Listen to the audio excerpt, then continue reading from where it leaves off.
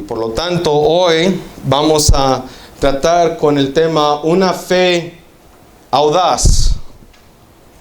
Una fe audaz. Para nuestros hermanos jóvenes que tal vez no hablan mucho español o el vocabulario de ellos es limitado, igual como yo lo digo sinceramente, yo sí soy un no sabo kid. Me gusta de que unos se rieron, otros como que no entendieron. No le hace. Pero hay ciertos términos que son un poquito difíciles. Ya se me van las palabras. Un poquito difíciles en definir. Porque no tratamos con esos términos todo el tiempo. Entonces, ¿qué es audaz? ¿Qué es una buena definición de lo que es audaz? Bueno, una buena definición de audaz es algo que es valiente, algo que es riesgoso, algo que no tiene temor alguno. Si uno decide tomarlo a una definición un poquito más extrema, es algo que hasta no tiene respeto, le da frente a todo lo que sea. Entonces hoy quiero que tratemos con el tema de una fe audaz, una fe que lo arriesga todo, una fe que le hace frente a todo, una fe valiente, definida, una fe con carácter, una fe que hasta el inconverso tiene que admitir es genuina. Quiero que tratemos con el tema de una fe de tal naturaleza que si fuéramos sinceros, carece mucho incluso la iglesia de hoy en día. Nos gusta mucho todas aquellas cosas que son audaz. Nos gustan mucho las historias de héroes que son de esa manera. Incluso quiero comentarles rápidamente de un hombre que en realidad podemos ver a través de la historia, fue una persona audaz. Su nombre es Desmond Doss.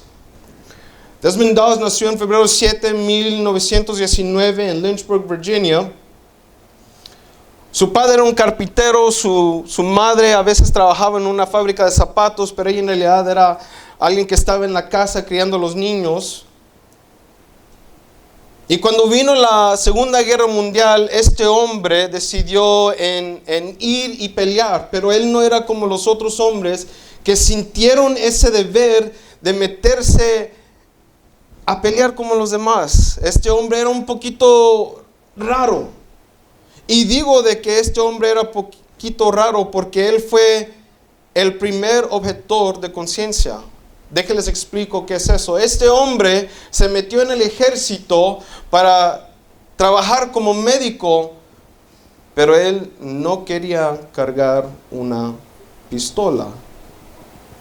Ahora, muchos de los que entran en el ejército, no importa en cuál área militar, cada uno de ellos es entrenado en cómo usar una arma, pero este hombre, a pesar de ser proficiente en poder usar una arma, él dijo, yo no quiero cargar una arma en el campo de batalla. Entiendo de que uno entra en una guerra y que hay muerte, hay heridas, pero yo quiero ser un médico, no quiero usar una arma.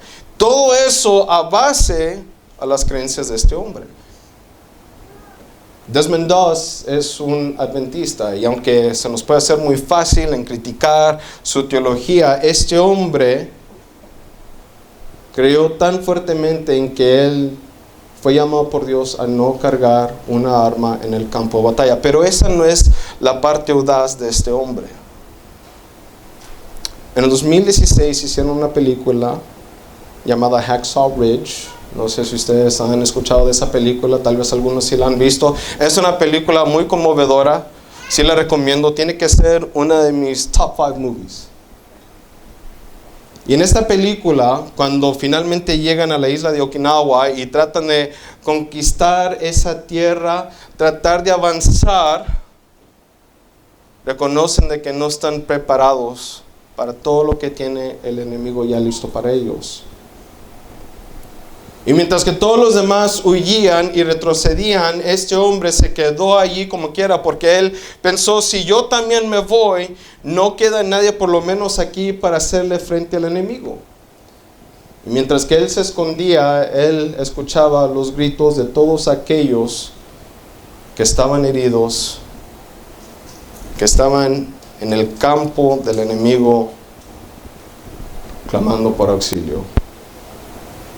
Se dice de que este hombre militar, sin pistola, sin escopeta, sin algún clase de arma, que era simplemente un médico, oía los clamores de todos aquellos que necesitaban auxilio, y él, por la gracia y sabiduría de Dios, iba, encontraba uno y se lo traía al campo de los Estados Unidos para recibir tratamiento. Y cada vez cuando él pensaba de que él ya terminó, oía la voz de alguien más y él corría otra vez. Y una escena que captivó mi corazón, que aún este mismo héroe dice: cada vez cuando yo terminaba de traer una persona a que le dieran auxilio, yo decía: Señor, dame uno más, uno más, uno más. Este hombre, se estima de que él rescató por lo menos 75 soldados él solo. Ahora, a pesar de que esos hombres estaban heridos, algo que tenemos que entender es de que sus amigos, sus hermanos en el campo de guerra, ellos estaban heridos. Se podían mover, tenían alguna clase de movilidad, pero estaban heridos. Ellos solos no podían salir, él simplemente les asistía. Pero en el pasaje en el que vamos a ver hoy, un pasaje muy conocido, vamos a ver de que ese no es el caso. ¿Qué haríamos si nosotros supiéramos de alguien que está completamente inmovilizado? Y no nomás en el aspecto físico, pero en el aspecto espiritual. Y si ellos en la noche oscura de su vida están clamando al Señor, ¿cómo responderíamos nosotros? Porque, hermanos, tengámoslo por seguro, todos de nosotros conocemos un paralítico espiritual. Tenemos que contestar la pregunta: ¿qué vamos a hacer teniendo esa información? Vayan conmigo a Marcos capítulo 2, versos 1 al 12. Nuestro hermano George lo tendrá en la Reina Valera. Yo lo estaré leyendo en la versión Nueva Biblia de las Américas. Usted léalo conforme usted entienda. Pero cuando lo tengan, Marcos capítulo 2, versos 1 al 12, indiquen con un amén. Amén. Gloria a Dios. ¿Quién vive? Cristo. Y su nombre. Y su pueblo. Amén, hermanos, en victoria. Marcos capítulo 2, versos 1 al 12, la palabra dice lo siguiente: Cuando Jesús entró de nuevo en Capernaum, varios días después se oyó que estaba en casa, y se reunieron muchos, tanto que ya no había lugar ni aún a la puerta, y él les explicaba la palabra. Entonces vinieron y le trajeron un paralítico llevado entre 4 hombres. Como no pudieron acercarse a Jesús a causa de la multitud, levantaron el techo encima de donde él estaba. Y cuando habían hecho una abertura, bajaron la camilla en el que estaba acostado el paralítico. Viendo Jesús la fe de ellos, dijo al paralítico: Hijo, tus pecados te son perdonados. Pero estaban allí sentados algunos de los escribas, los cuales pensaban en sus corazones: ¿por qué habla este así? Está blasfemando. ¿Quién puede perdonar pecados sino solo Dios? Al instante, Jesús, conociendo en su espíritu que pensaba de esa manera dentro de sí mismos, les dijo: ¿por qué piensan estas cosas en sus corazones? ¿Qué es más fácil, decir al paralítico: tus pecados te son perdonados? ¿O decirle: levántate, toma tu camilla y anda? Pues para que sepan que el Hijo del Hombre tiene autoridad en la tierra para perdonar pecados, dijo al paralítico: a ti te digo, levántate, toma tu camilla y vete a tu casa. Y él se levantó, y tomando al instante la camilla, salió a la vista de todos, de manera que todos estaban asombrados y glorificaban a Dios diciendo: jamás hemos visto cosa semejante. Quiero repetir esa parte. Jamás hemos visto cosa semejante. En la ciudad de Capernaum, el lugar en donde cuando Jesús tenía que tomar un tiempo de descanso, un lugar bien conocido por él, y el lugar conociéndolo a él, jamás, en todo el tiempo que Jesús estuvo ahí, jamás habían visto a él sanar un paralítico.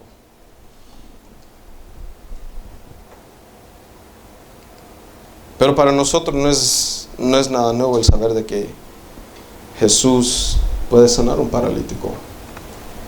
Testificamos a un mundo afuera que no cree en el Señor, de que el Señor tiene todo poder y autoridad, tanto para perdonar como para salvar y también sanar. Para nosotros no es nada nuevo, pero para este pueblo, ellos, el ver un hombre que no tenía movilidad alguna, finalmente no nomás se movió. En la Nueva Traducción Viviente dice de que este hombre saltó.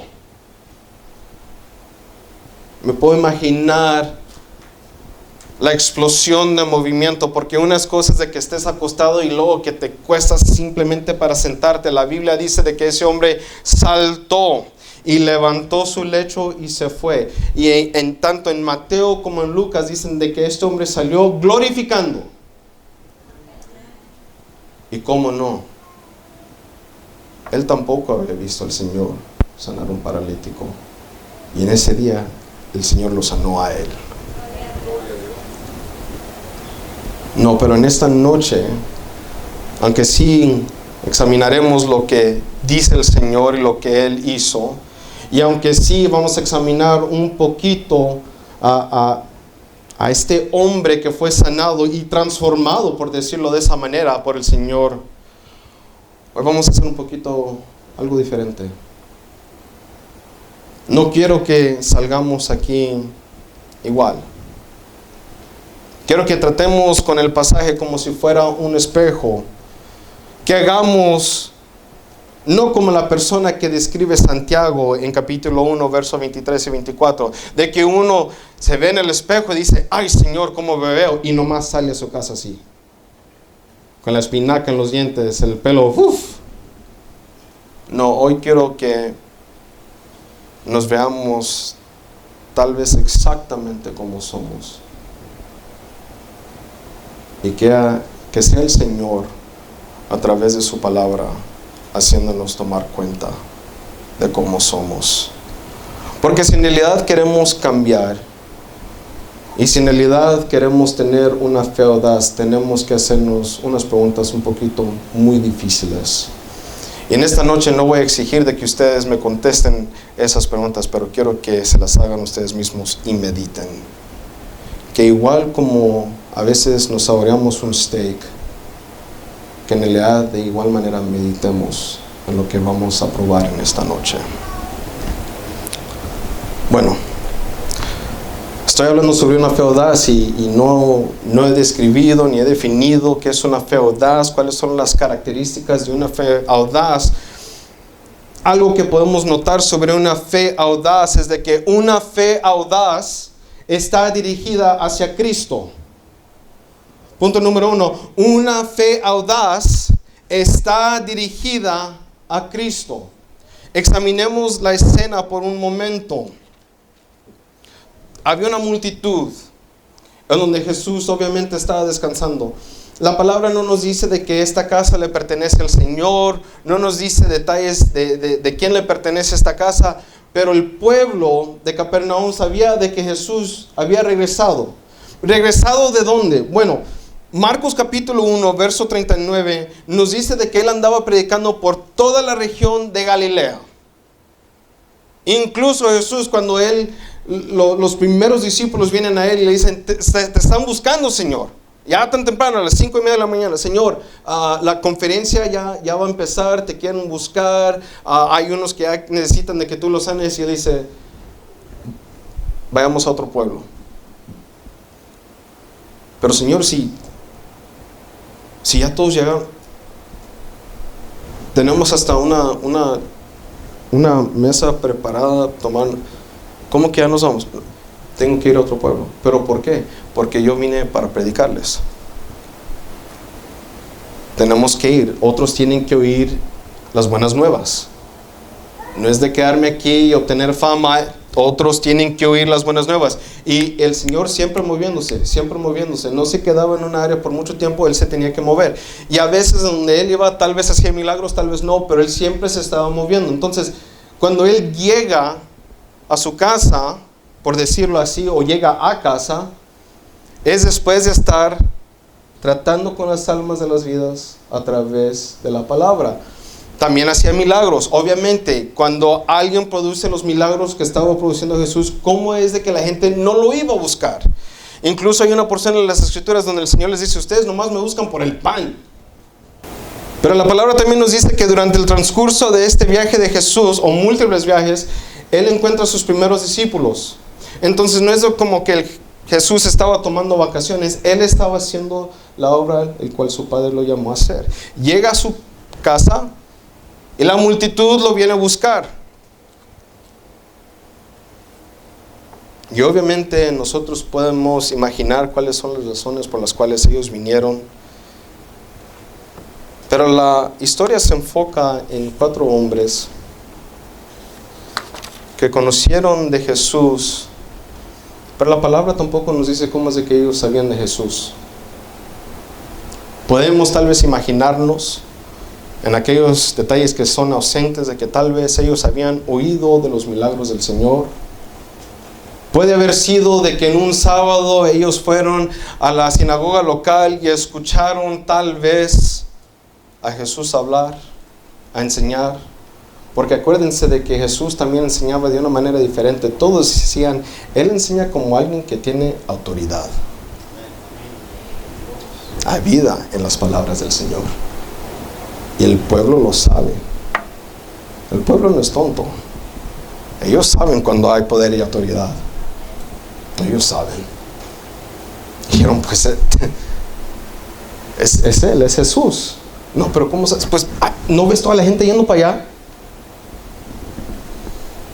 Y la palabra nos dice de que esos 4 hombres fueron hacia esa gran multitud, donde seguramente se encontraba Jesús descansando, ya que había llegado a casa,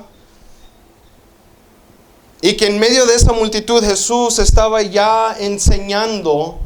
Pero esos 4 hombres llegaron con un invitado no tan invitado, un invitado menos esperado.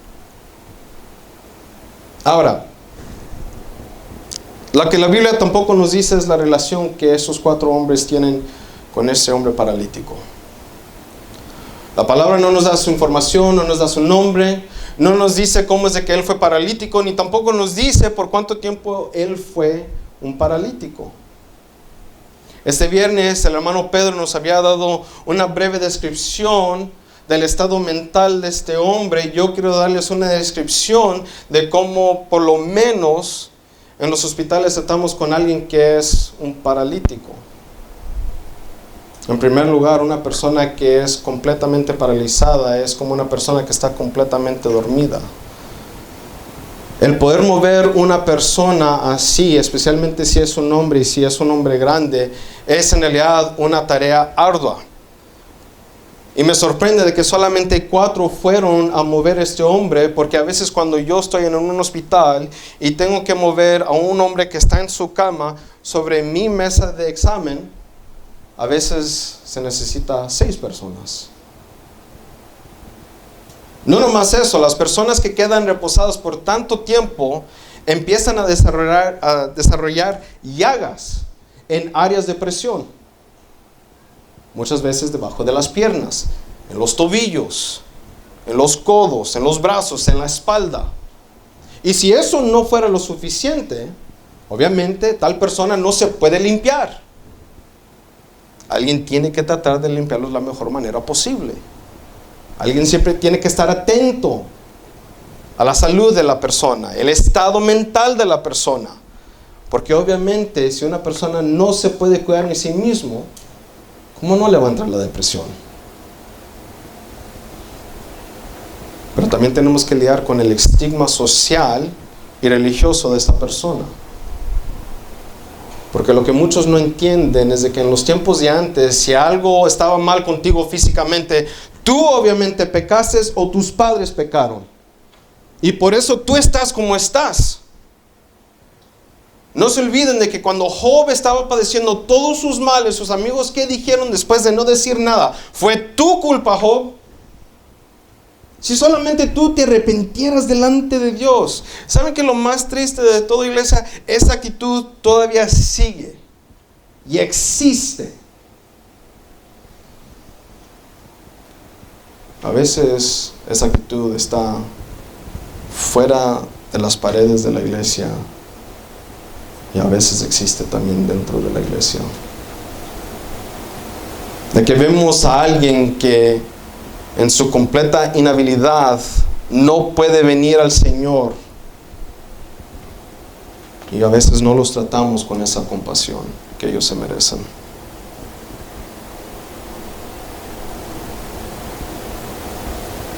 Este hombre, sin duda, vivir en medio de judíos, en su estado físico y en su estado mental, ¿cómo no iba a necesitar del Señor?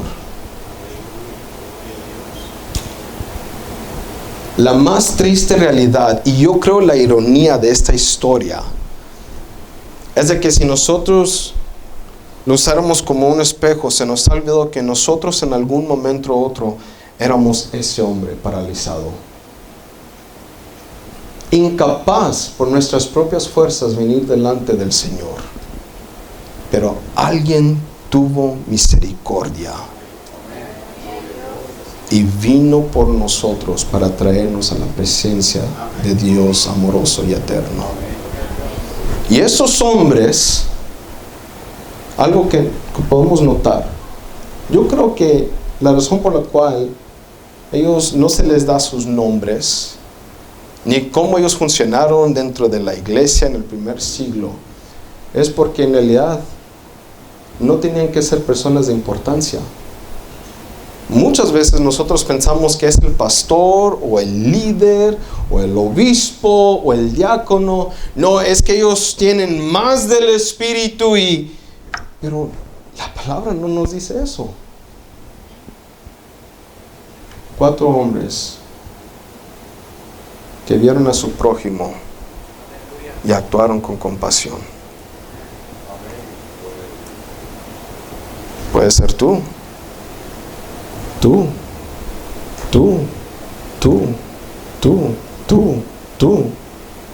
Cualquiera de nosotros puede obrar de esa misma manera.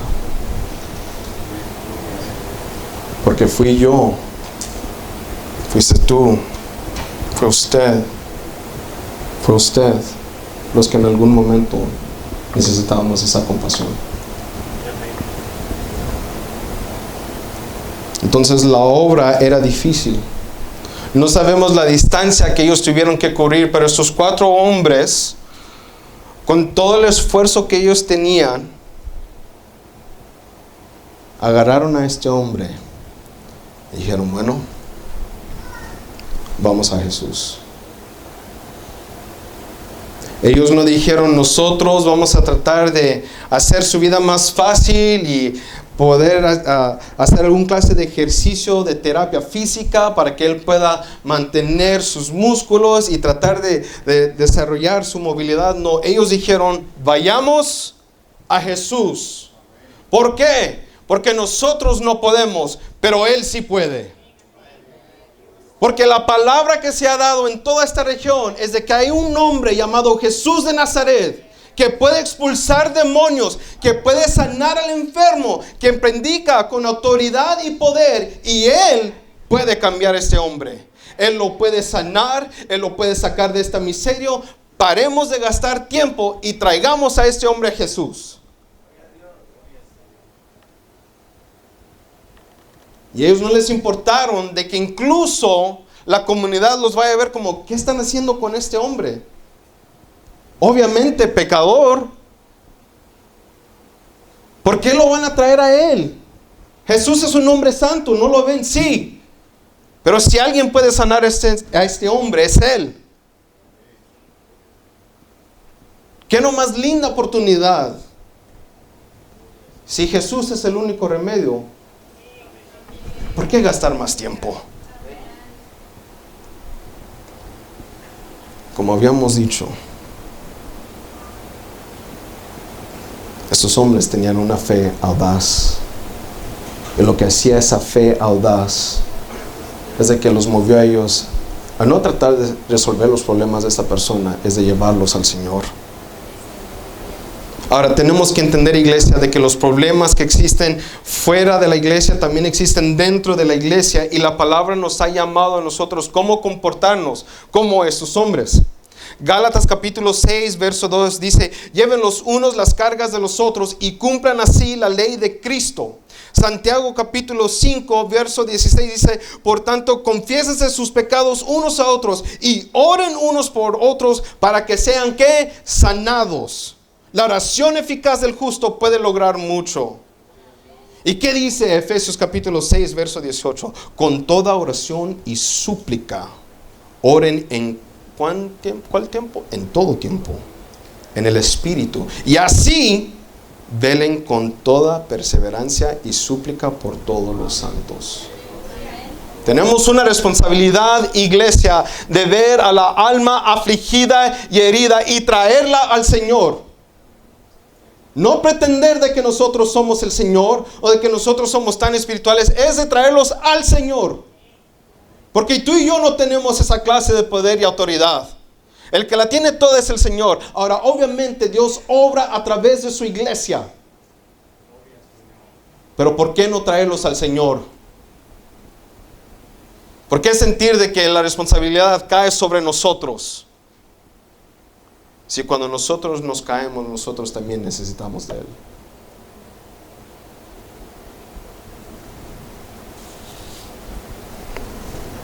¿Por qué es entonces de que somos así? ¿Será porque nosotros pensamos de que el Señor no puede sanar y salvar? A veces ni hacemos el intento. Mateo capítulo 17 versos 18 al 20 dice así: Jesús lo reprendió y el demonio salió de él y el muchacho quedó curado desde aquel momento. Entonces los discípulos, llegándose a Jesús en privado, dijeron: ¿por qué nosotros no pudimos expulsarlo? Y él les dijo: por la poca fe de ustedes. Porque en verdad les digo que si tienen fe como un grano de mostaza, irán a ese monte: pásate de aquí a allá, y se pasará, y nada les será imposible. ¿Será de que no tenemos fe? Y a veces decimos: sí tengo fe. Entonces, ¿en quién has puesto tu fe? ¿En tu habilidad de que tu oración va a cambiar esa alma perdida? No, el que tiene el poder y autoridad es Dios. Tu fe tiene que estar puesta en Él, no en tus obras, no en tu habilidad, porque tú no puedes, pero el Señor todo lo puede. Tu responsabilidad es simplemente traerlos al Señor, y Él es el que hace la obra. Él es el que hace la obra. Y en algún momento donde nosotros sentimos de que yo sí puedo, no, hermanos, pensamos que somos autosuficientes, quitamos nuestra fe de nuestro Señor Jesucristo y por consecuencia le robamos a Él la gloria. Que Dios nos libre de que le robemos a Él su gloria. Otro pasaje que denota esto es Mateo 19 versos 23 al 26. Jesús dijo entonces a sus discípulos: en verdad les digo que es difícil que un rico entre en el reino de los cielos. Otra vez les digo que es más fácil para un camello pasar por el ojo de una aguja que para un rico entrar en el reino de Dios. Al oír esto, los discípulos estaban llenos de asombro y decían: entonces, ¿quién podrá salvarse? Jesús, mirándolos, les dijo: para los hombres eso es imposible, pero para Dios todo es posible. ¿Por qué entonces no llevar a la alma afligida a Dios? La persona que lucha con su fe no tiene que huir de mí, tiene que huir del Señor. Porque yo también soy débil. Pero mi Dios, mi Señor, todo lo puede. Y donde yo no puedo contestar las dudas de alguien más, yo sé que el Señor Dios Todopoderoso lo puede hacer. Una fe audaz está dirigida hacia Cristo. Punto número 2. Otra cosa que hace una fe audaz es incomodar. Repitan conmigo, incomodar. Una fe audaz incomoda a los demás. Bueno, ¿de qué manera? Bueno, en la historia en sí, esos hombres destruyeron el techo de alguien más. Y sin pena. Pero quiero que tratemos con el elefante en el cuarto. I want us to deal with the elephant in the room. La multitud. ¿Cómo es posible de que 4 hombres cargando a un paralítico en un lecho, que estaban tratando de llevar a este hombre a Jesús, se toparan con una multitud que no los dejaba pasar? Les quiero... Es interesante. Esta multitud que quería oír del Señor porque nunca habían oído a alguien como Él, personas que necesitaban sanidad y un milagro del Señor porque solamente Él lo podían hacer, fueron el mismo obstáculo de esta persona que también necesitaba del Señor. La ironía de la historia, ¿verdad? Como que a ellos se les olvidaba de que Él era uno de ellos también. Alma afligida cerca del Señor, hay una alma afligida afuera, él necesita al Señor, no me quiero mover, no me quiero salir de mi lugar. Es como aquellos que a veces vienen a la iglesia y ya saben en dónde se van a sentar porque esa es su banca, y en vez de darle lugar a alguien que lo necesita, otro tema para otro día. Pero ¿cómo es posible de que una multitud que tan desesperadamente necesitaba al Señor no le dio lugar a alguien que también lo necesitaba? Como que a ellos se les olvidó su necesidad. Y esto es algo que también ocurre dentro de la iglesia. Ahora, en una manera un poquito más bromista, como por ejemplo, sorry babe, se me olvida de que a veces estoy casado. Me gusta de que se rieron. Déjense los explico. Mi esposa y yo, our favorite pastime, lo que a nosotros nos gusta hacer es salir de compras juntos. Incluso anoche, al yo todavía trabajando en mis notas, en preparación por esta noche, mi esposa dijo, ok, babe, voy a ir a Walmart. Le dije, ok. ¿No quieres ir conmigo? Alright. Hey, let's go. Esa no es la parte chistosa. Ahora, esto no ocurrió anoche, pero han pasado en el pasado, donde cuando salimos del coche y vamos hacia la tienda, yo camino como nada, sin agarrarle la mano, sin decirle, hey, camina de este lado. Y me acuerdo que en una ocasión ella me dijo, hey, ¿qué? ¿Estás soltero o qué? Sorry, babe. My bad. No fue intencional. Yo creo que pudo haber sido el caso con esta multitud. De que ellos vieron su necesidad ante el Señor mucho más importante que la necesidad de alguien más. Y la realidad es de que la iglesia también actúa de esa misma manera. Es que mis problemas son más importantes. Y es triste de que 4 hombres tuvieron que destruir un techo para que un paralítico pudiera estar en la presencia de Dios. Que el Señor los libre de que un día alguien tenga que destruir una muralla para que ellos puedan traer a alguien que necesita del Señor en nuestra iglesia. Porque si nosotros no estamos listos a reflexionar de ello, ténganlo por seguro, de que nosotros serviremos como un obstáculo para los demás que también necesitan del Señor. Y lo digo por mí mismo.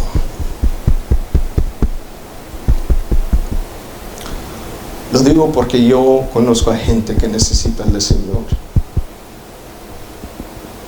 Y no es de que el Señor no es alguien amoroso o benigno. Es de que la gente me ve a mí y yo soy el que les pone el paro.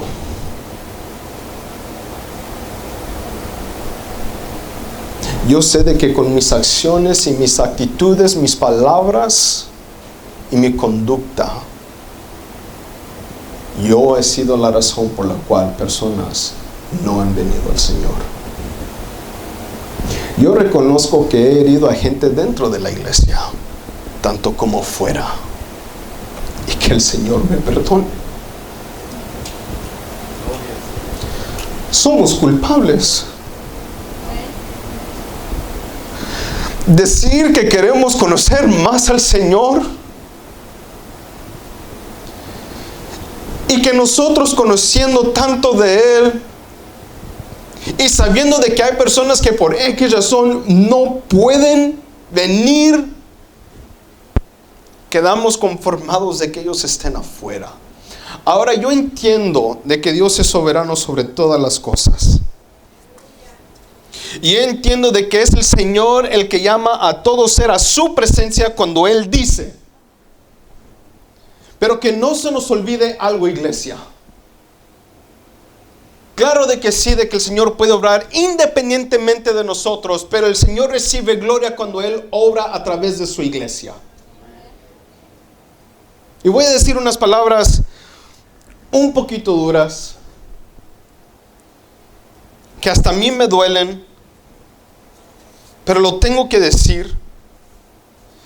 Iglesia, si nosotros no vamos a ser los pies que anuncian la paz, y si no vamos a ser la voz como en Ezequiel que profetiza, entonces que no seamos mar rojo, un obstáculo que impide que la alma perdida y afligida no venga al Señor.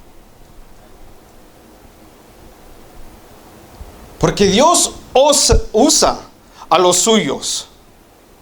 ¿Me entienden? Dios se deleita en usarnos. Dios es glorificado cuando Él nos usa a nosotros, pecadores comunes, pero que conocen de la gracia del Señor, para alcanzar al alma perdida. Nadie aquí puede decir yo soy tan limpio. No. La palabra es bien clara. Todas nuestras buenas obras, filthy rags. Si queremos ser un poquito más visual, son trapos de menstruación. Nadie aquí en algún momento debería de sentir de que no, el Señor no me puede usar para tratar con tal persona. ¿Y por qué? Alguien tuvo que tratar con tu vida. O se nos ha olvidado que nosotros también salimos del polvo.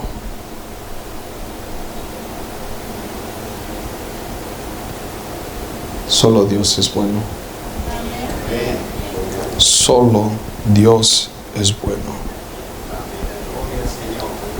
Y el hecho de que un Dios bueno no tenga dificultad en usarnos a nosotros para atraer a otras personas a la presencia del Señor, eso debería de producir un cambio en nuestras vidas. De que nos importe aún más aquellos que por alguna razón u otra no pueden venir ante el Señor. Ahora, esto es lo más interesante, y yo creo que es algo que deberíamos de tratar con mucha delicadez, Pensamos de que hay personas fuera de la iglesia que porque ellos en su inhabilidad de creer en el Señor, de que ellos son los únicos que son nuestro campo misionero. Pero y aquí es en donde yo quiero tratar con tal vez jóvenes y tal vez hermanos. Hay personas aún dentro de las paredes, no dentro de la iglesia, porque toda persona que ha sido comprado con la sangre de Cristo Jesús cree en el Señor. Hay personas dentro del edificio de una iglesia que son paralíticos espirituales que tienen que ser traídos a la presencia del Señor. Incapaces de venir delante del Señor y humillarse, necesitan un milagro en su vida, que sea el Señor que les abra sus ojos y que hagan tiernos sus corazones para recibir el Evangelio. Y a veces llegamos aquí como nada, ignorando esas almas.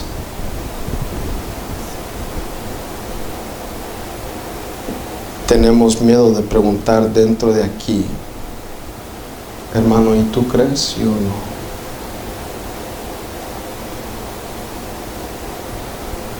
Porque a veces nos da miedo de que una persona diga, no, yo no creo. Porque sentimos el deber y la responsabilidad de hacerlos a ellos creyentes cuando esa no es nuestra habilidad ni poder. Jóvenes que tal vez no creen, ¿saben por qué sus padres los traen aquí? No es porque ustedes tengan fe, obviamente no la tienen. Y no es porque sus padres creen de que los que predican aquí los van a convencer. Nosotros no tenemos poder. Sus padres los traen aquí porque ellos saben que el que tiene poder para cambiarlos es Cristo Jesús. Y en su necedad no pueden ver que ustedes necesitan que el Señor los salve, los rescate. Saben de que algo está mal, pero ustedes mismos no pueden diagnosticar el problema. El Señor ni gasta tiempo. Porque cuando el Señor vio al paralítico, fácilmente lo pudo haber sanado. Y ahí se termina la historia. Pero ¿qué dijo el Señor? Hijo, noten, hijo, tus pecados son perdonados. Este hombre luchaba con una identidad de que el Dios Todopoderoso le llamara hijo, cuando tal vez los demás decían, no, este no. Este está tal vez duda de que el Señor Jesús lo pueda cambiar, de que lo pueda sanar. No, este no. Jesús con compasión le dijo, hijo. ¿Pero cómo? La palabra no nos dice de que el paralítico tenía fe, pero la palabra sí nos dice de que el Señor vio fe. Y él respondió, hijos, tal vez ustedes no tengan fe en el Señor ahorita, pero alguien tiene fe por ustedes. Y ellos obran arduamente hasta que el Señor haga la obra. Entonces, padres, como motivación, no paren de traer a sus hijos aquí. No paren. Sean fieles hasta que el Señor haga la obra. Porque eso es fe audaz. Cuando todos los demás digan, no, es que ya por tantos años, ustedes no paren. Yo soy testigo de oraciones que el Señor contestó. Tal vez no en el tiempo de las oraciones que hizo mi madre, donde ella tal vez quiso ver el fruto de esas oraciones, pero por la gracia de Dios, aquí estamos. Dios tiene poder y autoridad para perdonar, sanar y salvar. No seamos un estorbo para el Señor. Que nosotros al obrar creyendo de que Él tiene todo poder, no tengamos ningún problema incomodar a los demás con nuestra fe. El mundo no tiene problema en incomodarte a ti. No tengas problema en incomodar a los demás. Si significa de que alguien puede ser salvo y Dios recibe la gloria.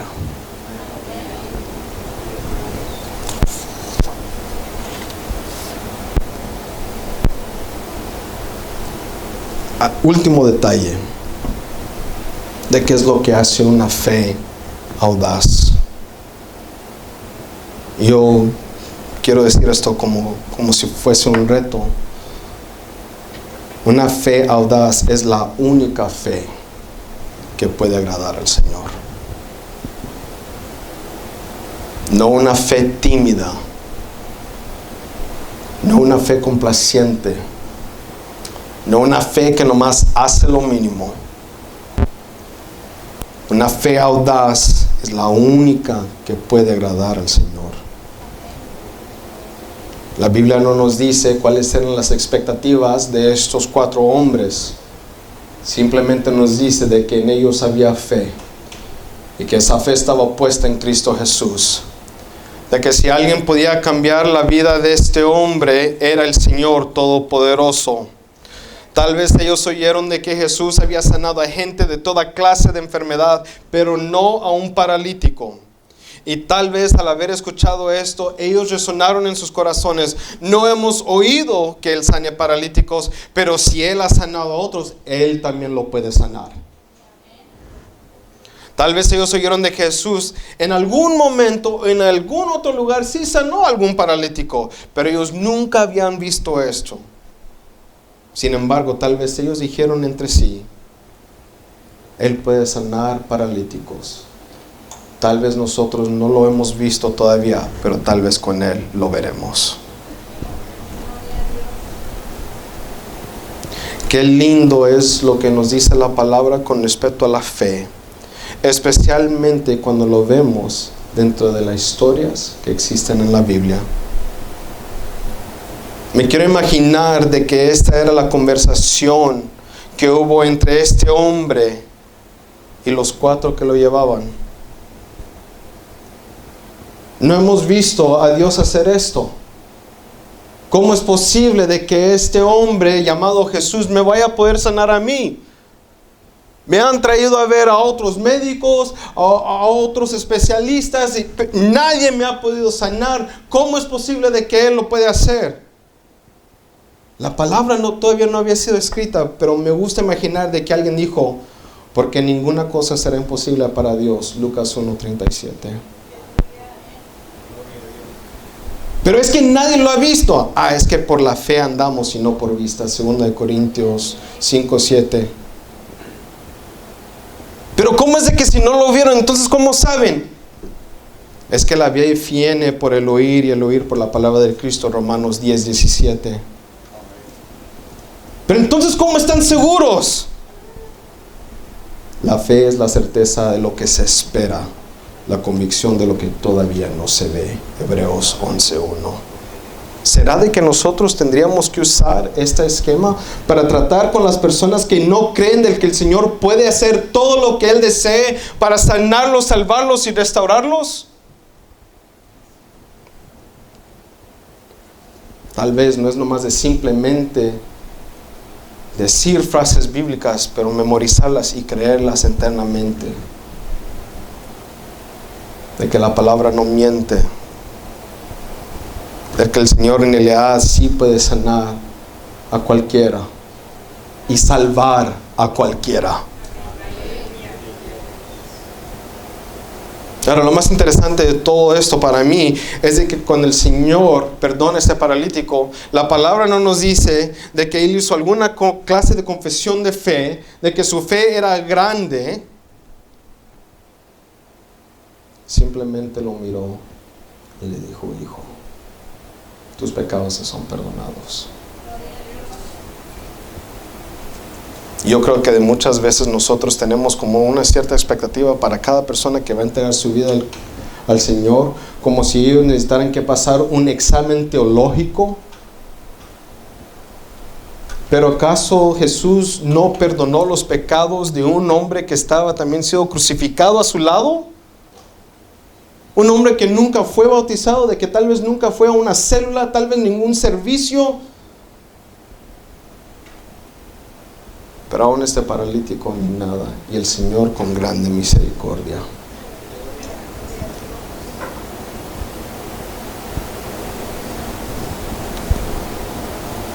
Pero tal vez no es la fe del paralítico la cual está siendo retada, tal vez es nuestra fe.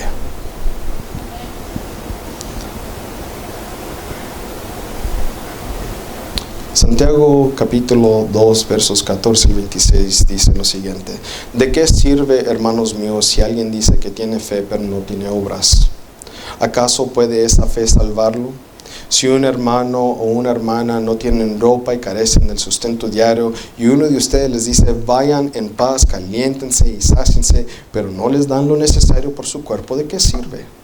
Así también la fe por sí misma, si no tiene obras, está muerta. Pero alguien dirá, tú tienes fe y yo tengo obras. Muéstrame tu fe sin las obras y yo te mostraré mi fe por mis obras. Tú crees que Dios es uno, haces bien. También los demonios creen y tiemblan. Pero ¿estás dispuesto a admitir, oh hombre vano, que la fe sin obras es estéril? ¿No fue justificado por las obras Abraham, nuestro padre, cuando ofreció a su hijo Isaac sobre el altar?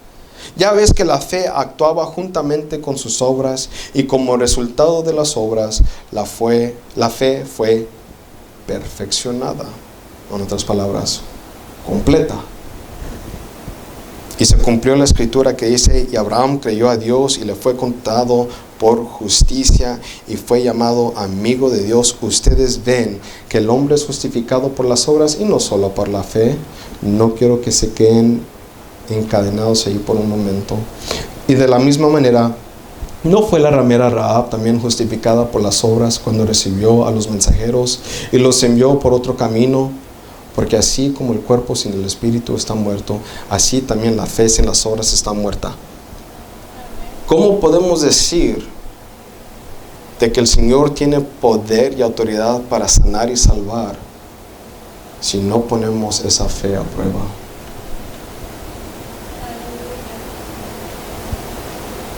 Yo creo que mi Dios lo puede hacer todo. Compruébalo. Que tu fe no se queda nomás dentro de la iglesia, pon en acción fuera de la iglesia. Y de nuevo, no lo digo por ustedes, lo digo por mí mismo. Porque yo estoy fallando en este aspecto. Pero yo sé de que yo no soy el único que lucha con esto. Y a veces hacemos hasta el más mínimo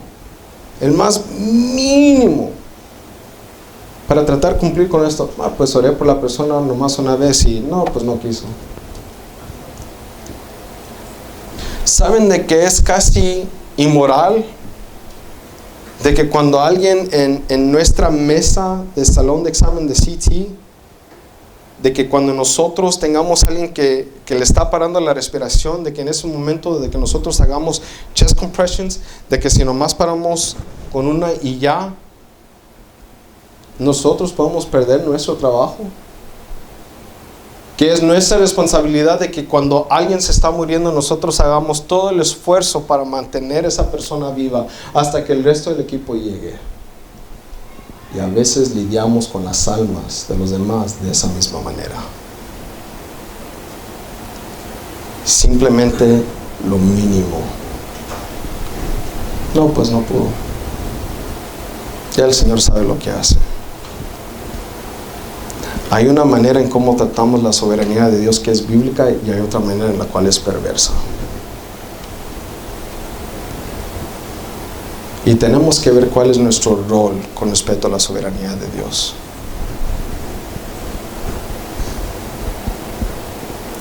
Primera de Tesalonicenses capítulo 5 verso 11 y luego versos 14 al 15. Por tanto, compórtense los unos a los otros y edifíquense el uno al otro tal como lo están haciendo. En otras palabras, la iglesia ya debería estar haciendo esto, debería de continuar y progresar en esto.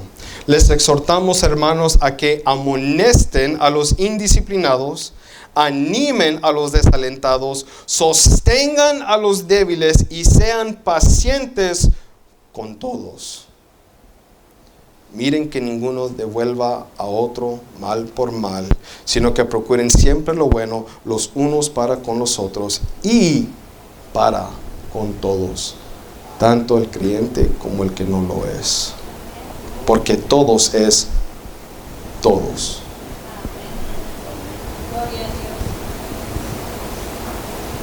En algún momento nosotros no fuimos creyentes y el Señor fue paciente con nosotros. Tenemos que demostrar esa misma gracia, tanto a los que están dentro del redil como a los que están afuera. Sin excepción.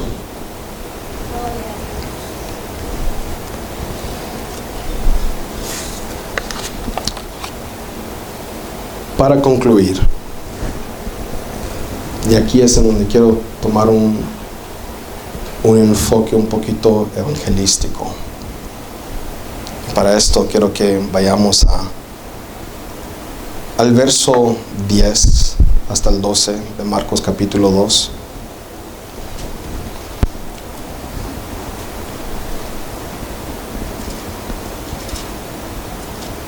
La palabra dice: pues para que sepan que el Hijo del Hombre tiene autoridad en la tierra para perdonar pecados. En esa parte les estaba hablando a los escribas. También en medio de ello había fariseos. Luego, al terminar esa frase, mira hacia el paralítico. A ti te digo, levántate, toma tu camilla y vete a tu casa. Paremos allí. El Señor nos está hablando a todos en esta noche. Pero ahora me quiero enfocar en aquella persona que no ha puesto su fe en el Señor. Y aunque yo sé de que es Dios el que obra en los corazones de cada persona, querido joven, jovencita, hermano o hermana que tal vez no ha puesto su fe en el Señor te está llamando a que tú creas en Él y que te levantes de donde estás. Noten de que aquí el Señor no está dando una opción ni sugerencia, es un imperativo. Los verbos que usa el Señor: levántate, toma, vete. No es opcional. El Señor te está diciendo ahorita, al oír la predicación, al saber de que el Dios tiene la habilidad de perdonarte, de borrar de tu cuenta la deuda que tú debes, porque Cristo Jesús la ha pagado. Levántate. No te quedes en tu incredulidad. No te quedes en tu pecado. Levántate. Cree en Él. Si el Señor tiene la autoridad para declararte inocente, ¿por qué quedarte todavía en tu miseria? ¿De qué te sirve? Nadie, bueno, tal vez algunos, pero no tienen que estar bien de su mente, por decirlo así. Nadie le dice a un médico que puede tratar con sus heridas: no quiero que me ayudes. Deja que me muera. Deja que la infección tome posesión de mi cuerpo. Permite de que mis pulmones no puedan respirar. Permite de que mi corazón se decaiga. Permite de que yo me muera en donde yo esté. El Señor ha entrado a su creación a buscar a los perdidos, y como un doctor bueno, a buscar a todo que está afligido para sanarlo de su alma.